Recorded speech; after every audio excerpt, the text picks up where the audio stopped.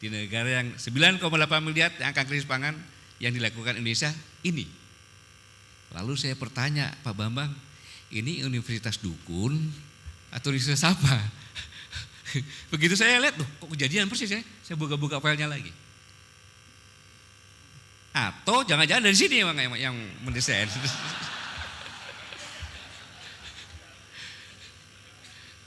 Investasi besar-besaran ke Indonesia, mengeksploitasi sumber daya alamnya dan menjadikan Indonesia sebagai pasar untuk menjual produk asing. Silakan lihat apa yang ada pada diri saudara-saudara sekalian. Bisa pulpennya, bisa sepatunya, bisa jam tangannya, bisa kacamatanya, bisa HP-nya, ada produk asing. Menghancurkan generasi muda melalui berbagai budaya negatif, konsumtif, narkoba dan lain-lain. Inilah bentuk persaingan yang saya katakan. Menjuap pembuat undang-undang. Saya tanya, gimana caranya? Alah, Bapak Pangkostrat pura-pura nggak tahu aja. Mana ada undang-undang yang nggak pakai duit? Mahasiswa yang bicara seperti itu. Waktu itu saya masih Pangkostrat. Iya kan Pak? Saya diejek, alah Pangkostrat pura-pura nggak tahu. Mana ada undang-undang di Indonesia yang nggak pakai duit katanya. Mahasiswa yang bilang bukan saya loh. Gitu. Nah kalau undang-undang bisa dibeli, yang membeli dong yang berpihak pada undang-undangnya kan? Itulah sebenarnya yang terjadi karena yang 9,8 berkompetisi untuk merebut yang 2,5 miliar. Mencari pangan, air, energi atau ekonomi. Dan semua di ekuator. Dan yang paling besar negara kita. Ya daripada susah-susah negara yang banyak-banyak kan, mendingan satu negara aja yang besar. Inilah sebenarnya buktinya. Ini mulai sesak bumi ini. Karena krisis pangan terjadi kejahatan pembunuhan di Venezuela yang menyebabkan kurang lebih 35.000 orang meninggal dalam waktu 2 jam mengungsi ke Kolombia. Dan pada saat perang di Syria 2015 4 juta orang berimigrasi yang bikin pusing Eropa. Dan 4 tahun lagi diprediksi akan terjadi besar-besaran 60 juta orang. Tahun 2020 60 juta orang akan berimigrasi dari sub-Sahara karena energi nggak punya, pangan nggak punya, krisis air. 60 juta, bayangkan seperti apa itu. Pada saat saya Pangkostrat, saya ke Malaysia, saya bercerita, saya jelaskan hal semacam ini kepada Menteri Pertahanannya. Tiba-tiba saya kaget, Menteri Pertahanannya bergetar tangannya. Saya pikir jangan-jangan stroke ini orang. Ya kan? Datuk, kenapa Datuk? Sebentar Panglima. Minum air putih, minum Datuk. Panglima, saya takut. Kenapa takut? Kalau tiba-tiba tahun-tahun tersebut Presiden Cina, Perdana Menteri Cina, dan Ketua Partai Cina sudah frustasi untuk beri makan rakyatnya, terjadi krisis, maka dikumpulkan rakyat yang paling miskin 1 miliar. Terus disampaikan, Laos, Vietnam, Thailand, rakyat saya akan lewat, tolong kasih makan. Dan sampaikan, hei rakyatku, Semenanjung Malaya itu adalah tanah punyanya Cina, punya kita. Datang ke sana, setiap orang boleh mengambil 1 hektar untuk bercocok tanam. Silakan ke sana. Kalau itu terjadi, angkatan perang saya tidak berani, tidak bisa dia harus bunuh 1 miliar orang. Ya kalau ke tempat saya sih masih pakai lautan Pak, susah. Ini Menteri Pertahanannya benar-benar takut waktu itu. Dan ternyata sekarang sudah terjadi invasi Laut Cina Selatan. Lewat lautnya duluan. Dari semuanya ini, kompetisi global inilah, maka saya mencoba bagaimana kondisi Indonesia ditinjau dari perspektif ancaman. Kita lihat mengapa saya katakan ada Marcella, Somlaki, dan Selaru. Pulau Selaru pada saat perebutan Irian Barat itu adalah tempat berkumpulnya angkatan udara, laut, dan darat untuk bersama-sama menyerang untuk masuk Merauke karena loncatan paling dekat dari situ. Kemudian Marcella, kita pernah punya sejarah pada saat Timor menjadi provinsi termuda kita mempunyai celah timur yang disebut Greater Sunrise yang banyak kandungan minyaknya. Indonesia dengan Australia sudah menandatangani perjanjian untuk pengelolaan Greater Sunrise tersebut, celah timur tersebut yang berimbang, tidak menguntungkan Australia, tidak menguntungkan Indonesia, sama-sama win-win. Rupanya Australia dengan perjanjian seperti itu tidak menguntungkan bagi Australia mungkin. Maka terjadilah perang proksi dan lain sebagainya.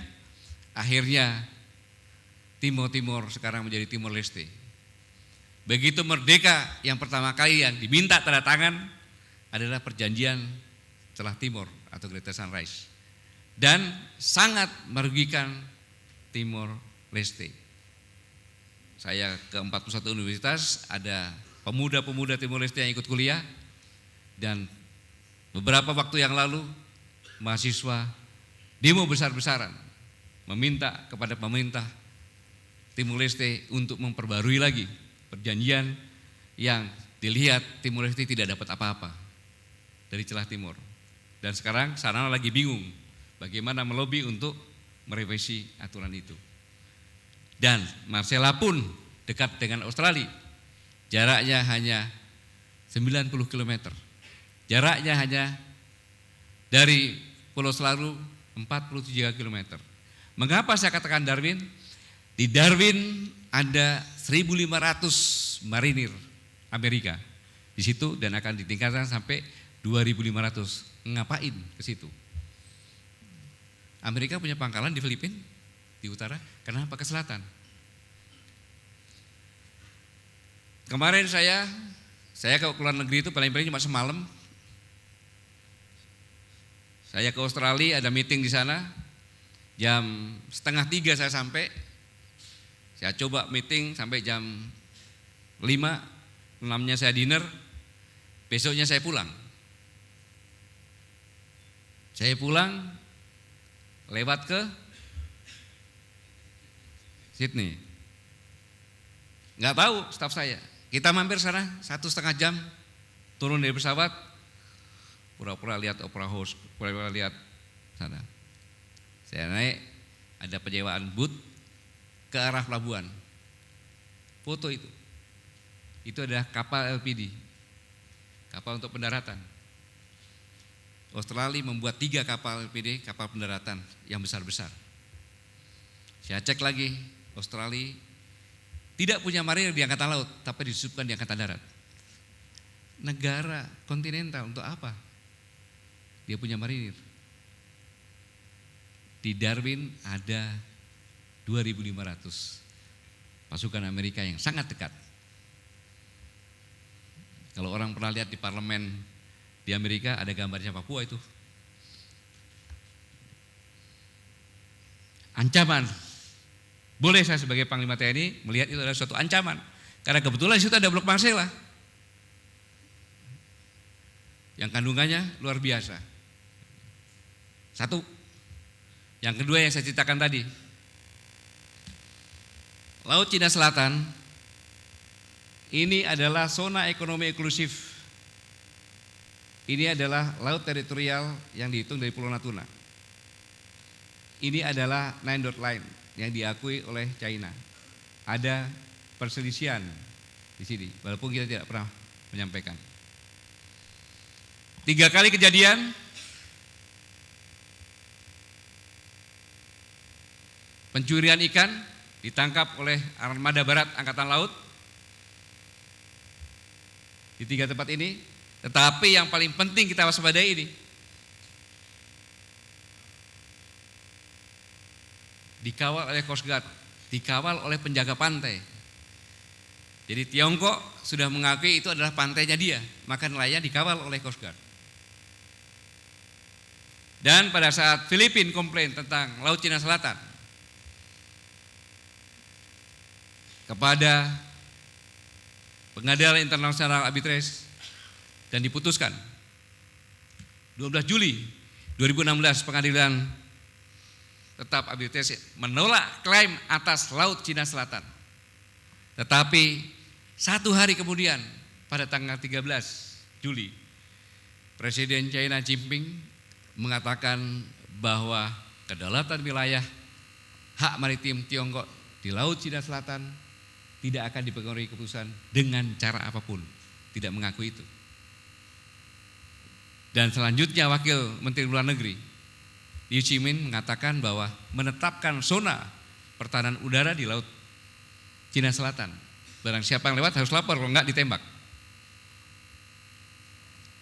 Yang perlu diwaspadai bahwa Tiongkok telah meratifikasi Undang-Undang Internasional UNCLOS 82. Maka di situ sudah dibuat 6 pulau oleh Tiongkok. Yang tadinya seonggok karang yang tidak diakui sebagai pulau.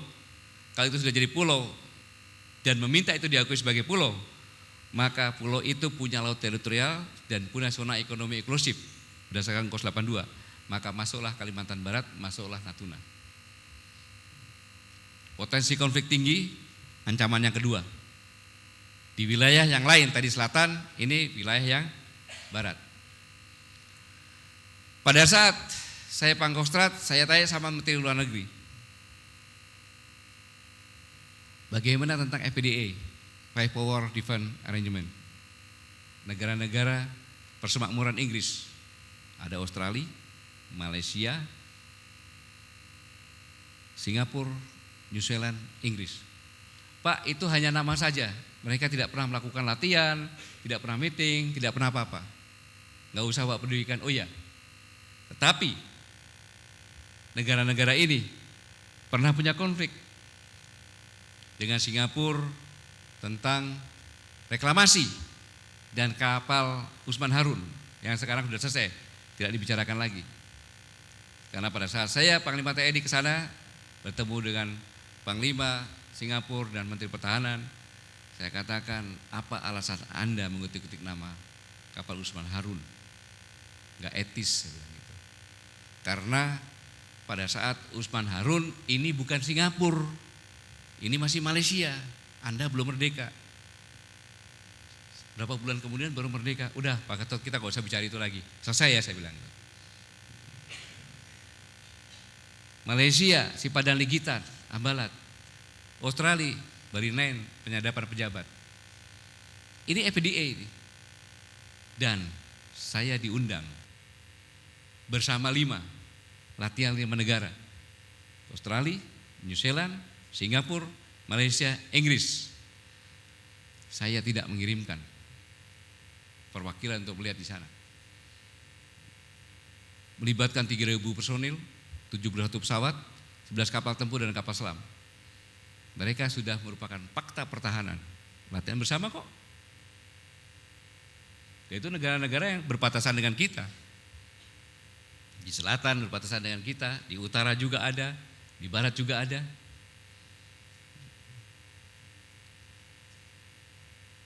Akhirnya Duta Besar Inggris datang ke saya. Pak, ini enggak ada ini. Enggak, terima kasih. Saya lihat ada dari TNI datang, Majen Hartin. Maaf Duta Besar, itu bukan dari TNI. Itu dari Departemen Pertahanan. Saya tidak mengirimkan perwakilan karena saya tidak setuju dengan seperti itu. Anda membuat latihan, tidak koordinasi dengan negara tetangga. Saya sampaikan seperti itu. 3, dari luar, kompetisi, ancaman teroris. Selama tahun 2016 saya berteriak-teriak, Indonesia adalah tempat yang paling aman untuk teroris. Karena Indonesia menerapkan undang-undang pidana teroris.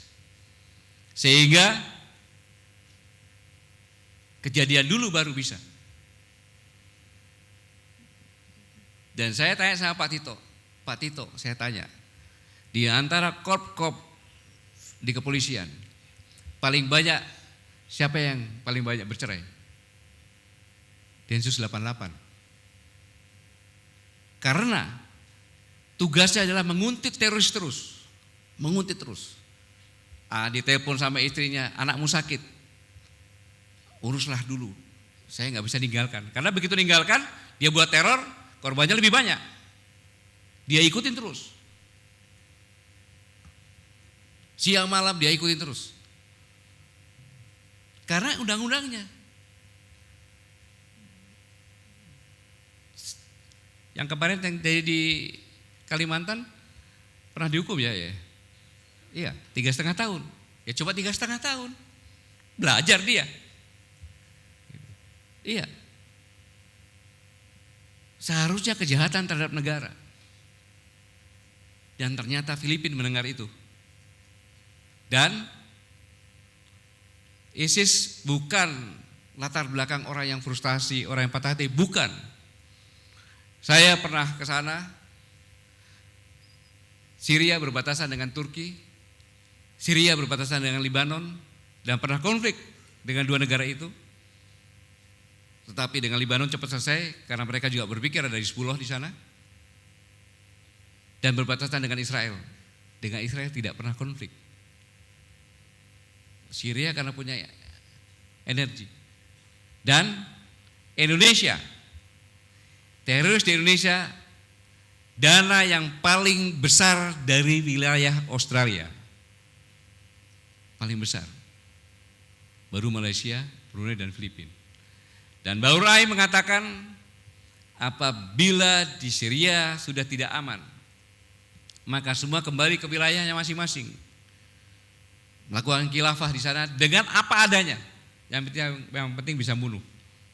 Begitu menyampaikan semacam itu, tidak lama kemudian di Prancis ditabrak dengan mobil, pendeta dibunuh dengan pisau. Dan ini,